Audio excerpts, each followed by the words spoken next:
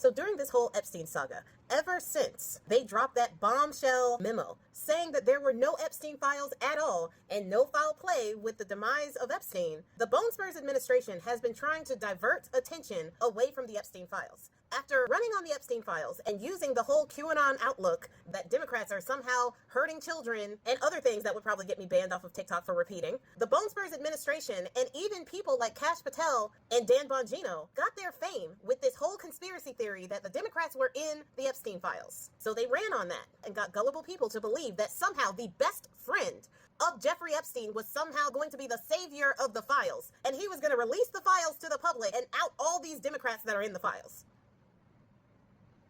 I would tell you that we told you so, but yeah, we told you so.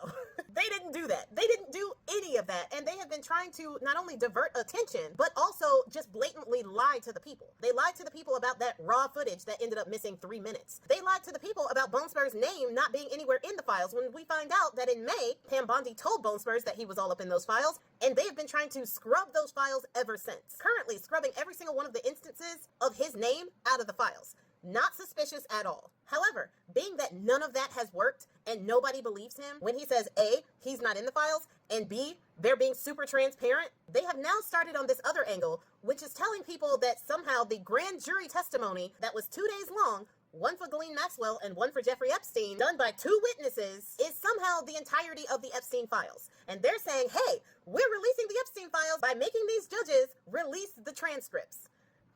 The transcripts aren't the files. At all. And Pam Bondi knows that because Pam Bondi has access to these transcripts. She knows that the transcripts that they're talking about are basically just the transcripts of the police officer and a few statements from the witnesses telling them what Ghislaine Maxwell and Epstein did to them. We already know that. What we want to know is the connections. We want to know the other people involved. You know what we want to know. They are trying so hard to tell us what they want us to want to know.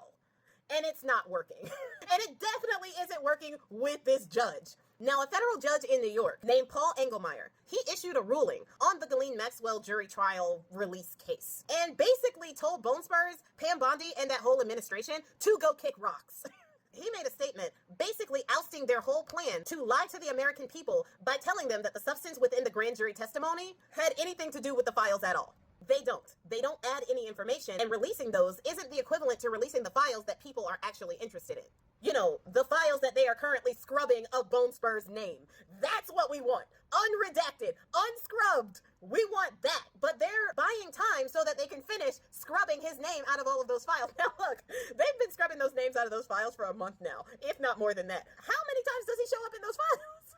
And now he's going from it being a conspiracy on the Democratic side because they didn't release the files, to it's a hoax and they don't exist at all, to it's a conspiracy again with the Democrats trying to cover for Bill Clinton and all of this other stuff and talking about him instead of talking about Bill Clinton. And I actually get this a lot. Like, people are always down in my comments saying, be careful what you wish for, Democrats.